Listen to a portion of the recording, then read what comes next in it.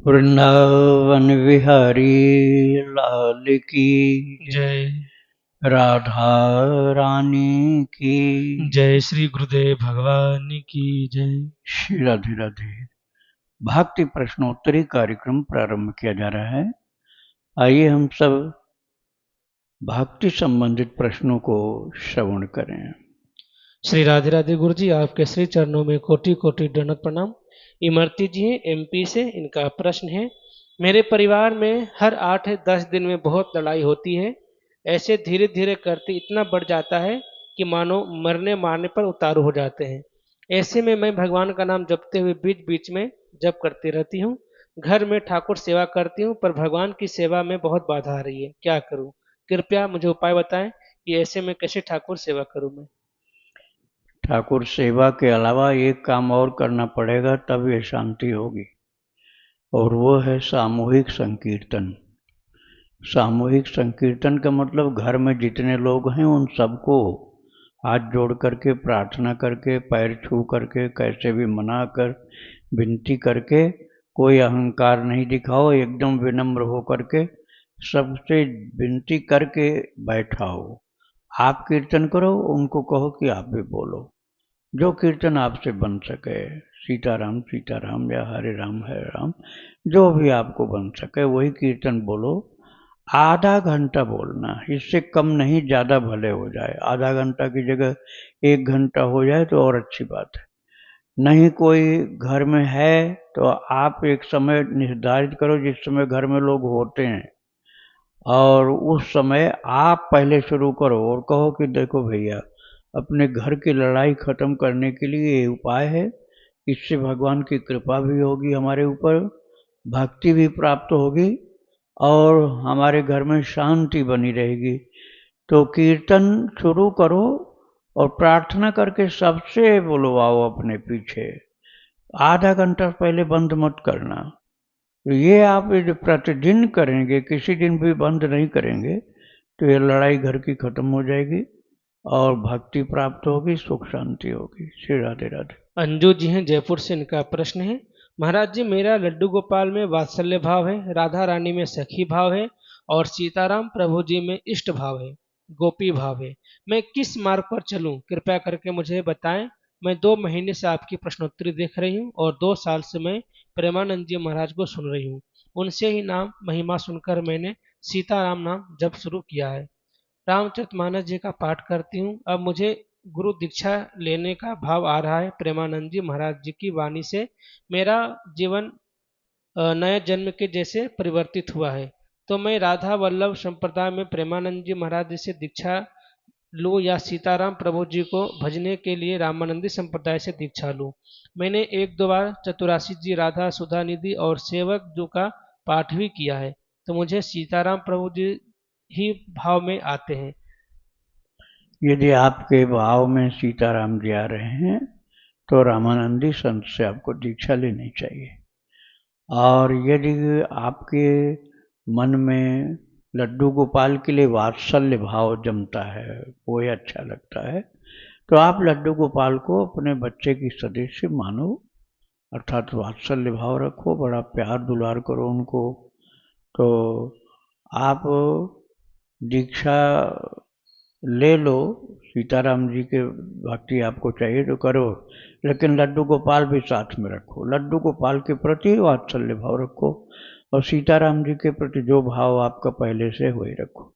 राधे राधे। इनका दूसरा प्रश्न है, महाराज जी, क्या राधा बल्लभ संप्रदाय में दीक्षा लेकर मुझे सीताराम प्रभु जी की प्राप्ति हो जाएगी? राधा वल्लभ संप्रदाय में सीताराम जी की भक्ति नहीं बताई जाती, वहाँ तो सहचरी भाव से राधा जी की उपासना बताई जाती।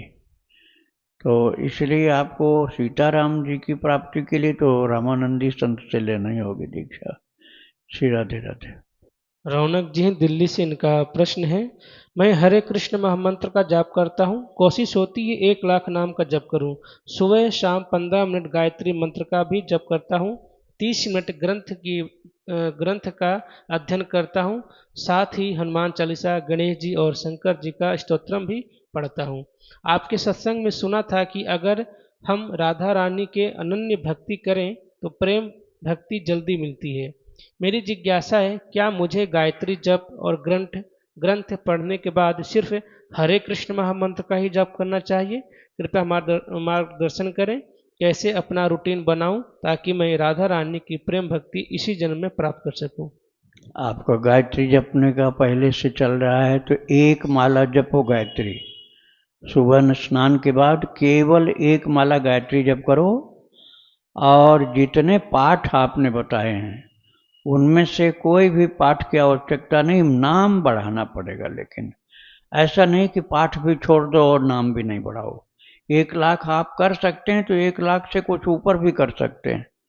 तो आप जो भगवान का नाम हरे राम जपते हैं यदि, तो 64 माला का 1,00,000 हो जाता है। कुछ और उससे ज़्यादा करिए, और आप बातचीत मत करिए।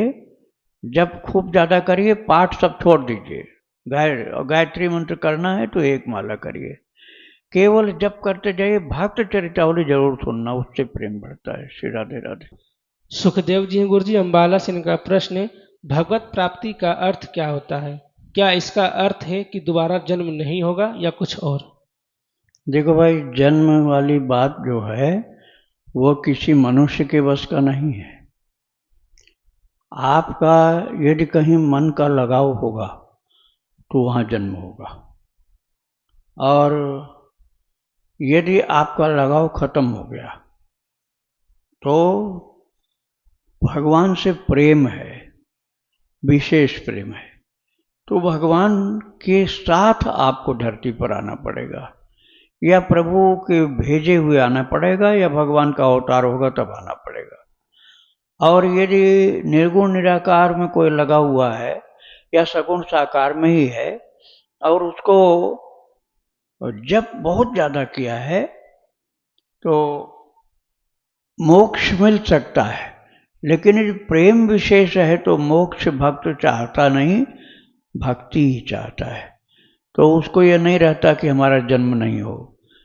कर्मों के बंधन के कारण जन्म नहीं लेना पड़ेगा, लेकिन भगवान की सेवा के लिए तो बड़े बड़े सिद्ध महापुरुष भी जन्म लेते हैं। तुलसीदास जी, सूरदास जी, ये लोग भी जन्म लिए थे भगवान के सेवा कार्य के लिए। श्री राधे राधे। अंजू जी हैं वृंदावन से, इनका प्रश्न है, मैं 10-12 साल से शालिग्राम जी की सेवा कर रही हूँ, क्या लेडीज कर सकती हैं शालिग्राम जी की सेवा? अरे लेडीज कोई मनुष्य नहीं है क्या? वो भी मनुष्य है भाई। केवल अशुद्ध अवस्था में नहीं करना, उस समय बच्चों से करवा लो, भाई से, परिवार में किसी से करा लो, और रोजाना करना है। माताओं के लिए प्रथम अधिकार है, पुरुष से भी ज़्यादा, क्योंकि शालिग्राम जी मिलते हैं गंडकी नदी में। गंडकी पहले वेश्या थी, अब उसकी परीक्षा ठाकुर जी ने ली थी, तो उसने बहुत बड़ी कथा इसलिए नहीं सुना रहा हूँ। तो वरदान मांगने के लिए कहा था भगवान ने, तो गंडकी ने कहा था आप मेरी गोद में सदा लेटे रहो। तो भगवान ने कहा तुम नदी बन जाओगी और मैं काला पत्थर शालिग्राम बन करके तुम्हारी गोद में करोड़ों की संख्या में लेटा रहूंगा सदा। तो वो गंडकी वेश्या के गोद में लेटे हुए हैं। कितनी माताओं के जीवन में ऐसे ऐसे शालिग्राम जी रहे हैं, मैं पहले आपको बता चुका हूँ। अयोध्या जी में एक माता को भगवान शालिग्राम जी सुबह सुबह बता देते थे आज कौन कौन से संत आएंगे। तो बहुएं पूछती थी कैसे मालूम आपको कि संत आ जाते हैं वही? तो वो बताती थी हमको ये करियऊ बता देते हैं। करियऊ मतलब काले से शालिग्राम।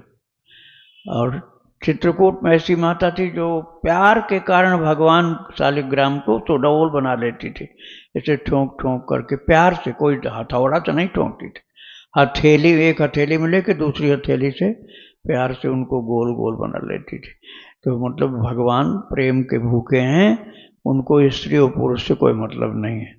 खूब आराम से भक्ति करो, शालिग्राम की सेवा करो। राधे राधे। संजू शर्मा जी हैं कोटा से, इनका प्रश्न है, एक स्वप्न में मुझे माँ और बच्चा दिखे, मैंने बच्चे को दुलार भी किया, उसी समय मुझे चांदी के 2 त्रिशूल दिखाई दिए, इसका क्या अर्थ है?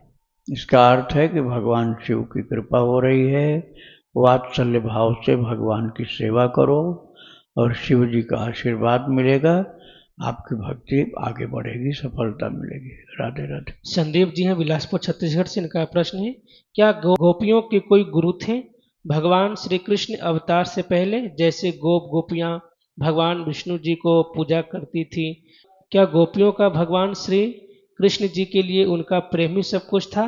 जैसे उन्हें भगवान श्री कृष्ण जी का इतना अनंत प्रेम प्राप्त हुआ, कैसे उनके इतने बड़े भाग्य थे कि प्रभु उनकी एक छछिया पर छाछ के लिए नाच के दिखा देते थे? ऐसा सौभाग्य तो ब्रह्मा शंकर जी और देवताओं को भी प्राप्त नहीं था। दोनों बात थी, गुरु भी थे और पूर्व जन्म की भक्ति भी थी। पूर्व जन्म में वो सब ऋषि थी, ऋचाएं थी, वेद की मुनि लोग थे, कई जन्म की इनकी भक्ति तपस्या थी और इनके गुरु थे शांडिल्य ऋषि, गर्ग ऋषि, देवर्षि नारद जी। ये लोग इनके गुरु थे, इन गोपी माताओं के। गोपियों के गुरु देवर्षि नारद जी थे महाराज। अब देवर्षि नारद जी तो समझ लो पार्वती माता के गुरु हैं, राधा माता के गुरु हैं और सीता माता के गुरु हैं। देवर्षि नारद जी तो वाल्मीकि के गुरु हैं, सब ऋषि सबके गुरु हैं देवर्षि नारद जी। वो भी गुरु थे गोपियों के। और गर्ग ऋषि भी थे, शांडिल्य ऋषि भी थे, गुरु की कमी नहीं थी। पिछले जन्म की भक्ति भी थी, कन्हैया से प्रेम भी अपार था, इसलिए संपूर्ण भक्ति इनको प्राप्त थी, अपार प्रेम था, जिसके कारण भगवान इनके वश में हो गए थे। श्री राधे राधे। गोविंद दास जी काठमांडू नेपाल से, इनका प्रश्न है, रामानंदी संप्रदाय में विरक्त के लिए और गृहस्थ के लिए एक ही गुरु मंत्र है या अलग अलग? मेरा मतलब है षडाक्षरी राम तारक मंत्र। नहीं देखो भाई, ये तो नियम तो यही है कि जो पूर्ण विरक्त हो उसको षडाक्षरी वाला दिया जाता है राम तारक मंत्र, और पूर्ण विरक्त को विरक्त दीक्षा में, और द्वादशाक्षर मंत्र की दीक्षा दी जाती है गृहस्थ आश्रमी को। लेकिन कई लोग ऐसे करते हैं, दोनों को वही मंत्र दे देते हैं, लेकिन पुराने संतों की रीति यही थी कि द्वादशाक्षर मंत्र गृहस्थ को और षडाक्षर मंत्र विरक्त को दिया करते थे। श्री राधे राधे। इनका दूसरा प्रश्न है, भक्ति मार्ग के लिए क्या दशनामी द्वैत वेदांती संत के भी दीक्षा ले सकते हैं, जैसे पंडित गया प्रसाद जी ने श्री उड़िया बाबा जी से ली थी? गया प्रसाद जी की श्रद्धा बहुत ऊंची थी और उड़िया बाबा महान सिद्ध पुरुष थे, परम कृपालु थे। यदि शिष्य और गुरु में ये विशेषता है तो महाराज निश्चित ही उनको कोई रोक टोक नहीं होती थी। अब वो थे तो दशनामी सन्यासी ही थे, शैव स्मार्त सन्यासी थे उड़िया बाबा, लेकिन उड़िया बाबा भागवत प्राप्त महापुरुष थे और भगवत भक्त भी थे। इसलिए उड़िया बाबा के अंदर भक्ति अधिक होने के कारण वो उनको कृष्ण भक्ति में ही लगा दिए। उन्होंने उनको शैव सन्यासी नहीं बनाया और तुलसी की माला भी पहना दी, चरण पादुका भी दे दी, और हरे राम राम राम हरे हरे, हरे कृष्ण कृष्ण कृष्ण हरे हरे, यही जपने को बोला था उड़िया बाबा ने। और श्री गया प्रसाद जी महाराज यही जपते थे। गुरु के प्रति श्रद्धा, अपार भक्ति और बहुत निरंतर जप, इसके कारण उनको भक्ति की उच्च अवस्था प्राप्त थी, वात्सल्य भाव सिद्ध था। श्री राधे राधे। इनका आखिरी प्रश्न है, रामानंदी भक्त योग, योगा वशिष्ठ और राम गीता को किस दृष्टि से स्वीकारें, क्योंकि ये दोनों ग्रंथ निराकार तत्वों का बोध कराता है? देखो भाई, ये जरूरी नहीं है कि दुनिया के सब ग्रंथ आप पढ़ो, अपनी जरूरत भर का। यच्छारभूतम तदुपासनीयम हंसो यथाक्षरमिवाम्ब मध्यात्। योग वशिष्ठ पढ़ने की जरूरत नहीं। योग वशिष्ठ तो ज्ञान मार्गी ग्रंथ है, आपको पढ़ना है वाल्मीकि रामायण, रामचरितमानस, भागवत जी और गीता जी। तो आपको योग वासिष्ठ पढ़ने की आवश्यकता ही नहीं पड़ेगी। भक्ति के ग्रंथ पढ़ना चाहिए भक्त मार्गी को। अद्वैत वेदांत के ग्रंथ भक्ति मार्ग वाले को नहीं पढ़ना चाहिए। श्री राधे राधे।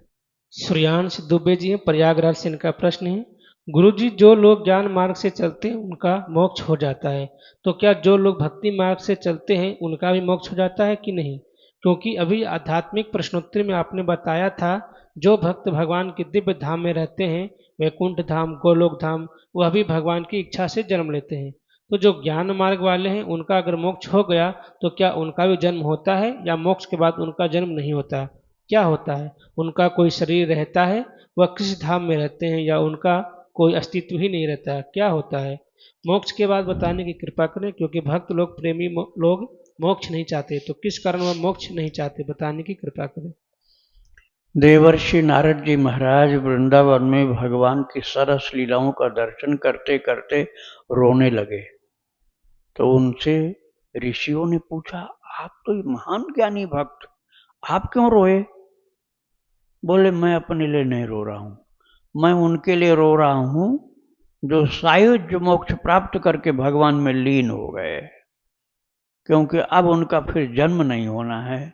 और जो इस समय लीला प्रभु की वृंदावन धाम में चल रही है, इसके लिए तो वही दर्शन का पात्र होता है जो मुक्ति को न स्वीकार करके भक्ति में आकर के यहाँ प्रभु का सेवक सखा भक्त बन जाए, उसी को ये दर्शन मिलेगा। इसलिए जो मुक्त हो गए, विलीन हो गए प्रभु में, मैं उनके लिए रो रहा था कि अब उनको ये सौभाग्य नहीं मिलेगा जो वृंदावन वासियों को मिल रहा है। तात्पर्य यह है कि जो भगवान में लीन हो गया उसका जन्म नहीं होता, और भक्त ये लीन होना नहीं चाहता, क्योंकि वो सेवा के लिए दो तो होना चाहिए, एक स्वामी एक सेवक। अब दो की जगह एक हो गया तो सेवा कौन करेगा फिर? इसलिए मुक्ति निरादर भगत लुभाने, मुक्ति निरादर भगत लुभाने।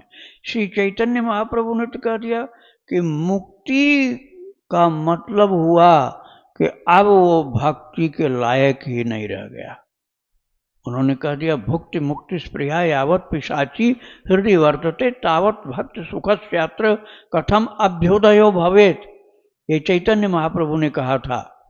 उन्होंने तो मुक्ति को पिशाचिनी कह दिया और भुक्ति को भी पिशाचिनी कह दिया।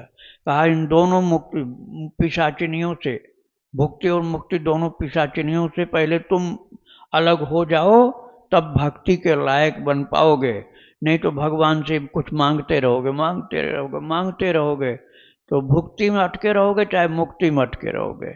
इसलिए भगवान को पाना है तो भुक्ति मुक्ति दोनों की वासनाओं को मन से निकालो।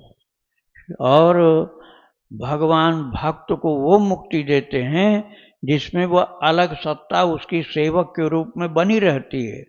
राम भजत सोई मुकुति गोसाई, अनिच्छित आवई बरियाई।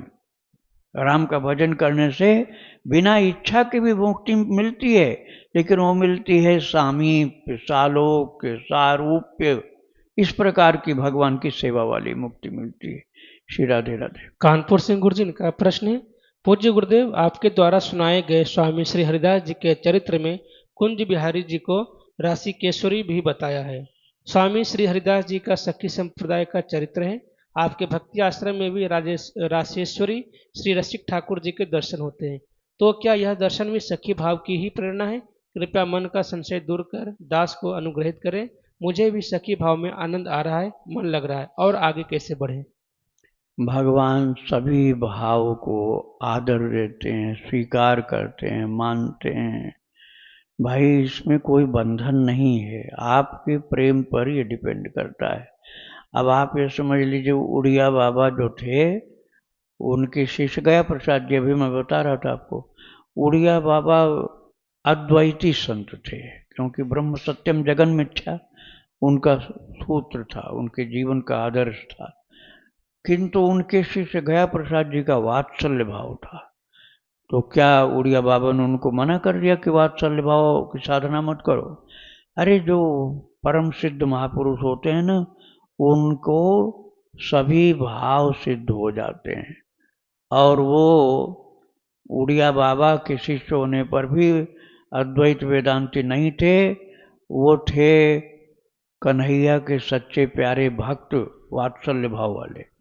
तो आप इसकी चिंता मत करो, भगवान के सभी रूप पूजनीय होते हैं।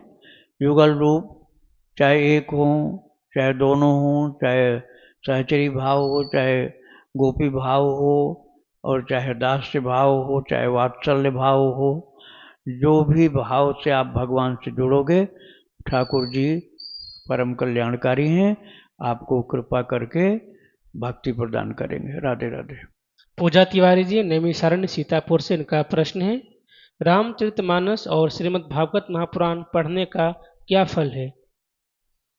रामचरितमानस और भागवत पढ़ने का फल, पढ़ने वाले को फल सब प्रकार का मिलता है, आपका भाव क्या है ये आपको समझना पड़ेगा। अब देखो, गोपियों का चरित्र, गोपी भाव से कोई पढ़ेगा तो गोपी वत प्रिया प्रियतम का आनंद मिलेगा। अब कोई पढ़ रहा है कन्हैया का सखा भाव से, तो सखा वाला आनंद मिलेगा। रामचरितमानस और भागवत दोनों जी की, दोनों के बारे में बता रहा हूँ आपको। अब किसी ने वो दास्य भाव से भक्ति किया तो दास्य भाव की भक्ति मिलेगी, चाहे मानस पढ़ोगे चाहे भागवत पढ़ोगे। आप किस भाव से पाठ कर रहे हो ये आपको ही देखना समझना पड़ेगा। राधे राधे। इनका दूसरा प्रश्न है अनन्यता की परिभाषा क्या है? अनन्यता का अर्थ होता है जहाँ अन्य का लोप हो गया वह अनन्य हो गया। भगवान के अतिरिक्त सो अनन्य, मानस के किष्किंधा कांड में पहुंचो, ये भगवान ने कहा है। सो अनन्य जाके यस मत न टरई हनुमंत, मैं सेवक सचराचर रूप राशि भगवंत। रूप स्वामी भी कहीं कहीं लिखा है, रूप स्वामी भगवंत।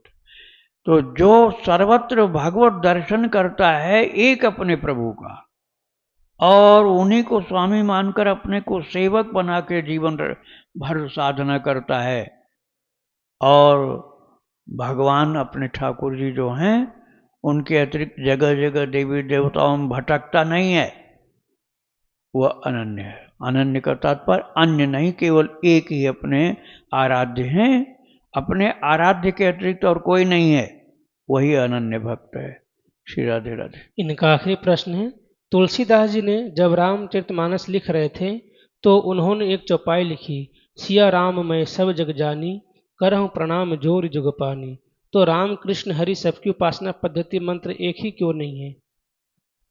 सबकी उपासना का मंत्र, मंत्र को आचार्य बनाते हैं। हम लोग सब अपने अपने मन से मंत्र थोड़े बनाते हैं। आचार्य जो भी अनादिकाल से जो सिद्धांत चला आ रहा है उसके अनुसार बनाए हैं। अब भाई किसी को दाल रोटी पसंद है, किसी को चावल पसंद है, किसी को पूरी सब्जी पसंद है। अब तुम जबरदस्ती उसको खिलाने लग जाओ तो उसको उल्टी हो जाएगी, परेशान हो जाएगा। जिसको जो चीज़ पसंद है वही तो खाएगा वो। ऐसे ही किसी को गंभीरता पसंद है, किसी को कन्हैया के साथ मटकना, खेलना, कूदना, नाचना ये पसंद है। अब मर्यादा पुरुषोत्तम के भक्त मर्यादा का ध्यान रखेंगे। अब कन्हैया के साथ तो उछल कूद, नाचना, मटकना ये सब चले गए। तो भाई भक्त के भाव के अनुसार देवता के अर्थात भगवान की सेवा, पूजा, आराधना और मंत्र भी बनाए गए। पात्रता के अनुसार वो उनको प्राप्त होता है। श्री राधे राधे। सहारनपुर से गुरु जी, इनका प्रश्न है रविवार के दिन आंवला खाना क्यों मना है? खूब खाओ, आंवला कौन मना करता है रविवार के दिन? भाई आंवला और ज्यादा खाओ तुम रविवार के दिन, भक्ति में कोई बाधा नहीं पड़ेगी तुम्हारे। श्री राधे राधे। पीयूष जी हरियाणा से, इनका प्रश्न है जो गंगा जल है वो तो विष्णु भगवान के चरणों से नील कमल मतलब उनका चरणामृत है, फिर उनके चरण अमृत से उनको जैसे ठाकुर जी को स्नान क्यों करवाया जाता है? वह तो उनके चरणों का अमृत है, उनके ठाकुर जी के ऊपर डालकर क्यों स्नान करवाया जाता है? बात यह है कि भगवान के सभी अंग परम दिव्य हैं। हमारा आपका जो पैर है वो गंदगी से गंदगी में जाता रहता है, ठाकुर जी का है गंदगी में जाएंगे? वो तो नित्य आनंद के स्वरूप परमात्मा हैं, उनका तो सभी अंग एक जैसा परम पवित्र है। वो यहाँ धरती पर गंदगी में नहीं चलते हैं, वो तो अपने धाम, परम दिव्य धाम में चलते हैं। तो उनके चरण में कृपा और ज्यादा है, और अंगों से भी ज्यादा है। उनकी दिव्यता तो हर अंग में है, लेकिन कृपालुता उनके चरण में ज्यादा है। तो चरण से निकला हुआ जल जो गंगा जी हैं, उसमें कृपा विशेष है। राम भक्ति जहाँ सुर सरी धारा, गंगा जी भगवान के चरण से निकली हैं, और गंगा जी जो हैं उनके लिए तुलसीदास जी ने कहा वो साक्षात गंगा जी राम भक्ति हैं। राम भक्ति जहाँ सुर सरी धारा, तो भगवान के चरण की महिमा और अंगों से भी ज्यादा है, इसलिए उनके चरण से निकला हुआ जल बहुत पूज्य हो गया। उसमें ठाकुर जी भी स्नान करने में प्रसन्न होते हैं। राधे राधे। गुरुग्राम से रेखा सिनी जी, इनका प्रश्न है, महाराज जी भक्ति और मुक्ति में क्या अंतर है? भक्ति का मतलब हुआ भगवान को प्रेम से अपनी सेवा प्रदान करना, और उसमें एक नहीं दो की जरूरत होती है, एक सेव्य एक सेवक। आप सेवक हो और जिन प्रभु की सेवा करते हो वो सेव्य हैं। सेवक सेव्य भाव बिनु भाव न तरी उर्गारी, ये उत्तरकांड में रामायण में लिखा हुआ। सेवक सेव्य भाव बिनु भाव न तरी उर्गारी, ये कहा काकभूषुंडी जी महाराज ने गरुड़ जी से कि बिना सेवक सेव्य भाव के कोई नहीं उद्धार अपना कर सकता, भाव से पार नहीं जा सकता। तो सेवक एक हुआ जो भक्त है, और सेव्य हुए जो ठाकुर जी हैं, ये है भक्ति मार्ग। और ज्ञान मार्ग भक्ति मार्ग यही पूछा ना। हाँ, तो ये भगवान से प्रेम करना भक्ति है, और भगवान में मिल जाना मुक्ति है। श्री राधे राधे। इनका दूसरा प्रश्न है, महाराज जी हमें भगवान से मुक्ति मांगनी चाहिए या वे हमें अपनी भक्ति दे, ऐसा मांगना चाहिए? देखो, मांगना तो कुछ भी नहीं चाहिए, प्रेम करना चाहिए उनसे। प्रेम खूब करो, मांगो कुछ नहीं। हाँ, यदि भगवान ही कहने लग जाए कि बोलो तुम्हें ज्ञान चाहिए कि भक्ति चाहिए, तब फिर भगवान से कह दो मुझे आपका प्रेम चाहिए और कुछ नहीं चाहिए। श्री राधे राधे। इनका अगला प्रश्न है, महाराज जी मैं सीताराम जपती हूँ तो मेरा संप्रदाय कौन सा है? पर मुझे राधा श्याम भी बहुत प्रिय है। महाराज जी क्या राधा श्याम जपने वालों का संप्रदाय अलग होता है? नहीं, आपके जपने से संप्रदाय नहीं निर्धारित हो जाएगा, आपकी दीक्षा से संप्रदाय निर्धारित होता है। जिस संप्रदाय में आप दीक्षा लोगे वो संप्रदाय आपका होगा, और आपने दीक्षा लिया नहीं, अब आप कुछ भी जपो संप्रदाय कुछ नहीं बनेगा उससे आपका। श्री राधे राधे। इनका आखिरी प्रश्न है, महाराज जी क्या सीताराम और राधे श्याम दोनों का नाम जप सकते हैं?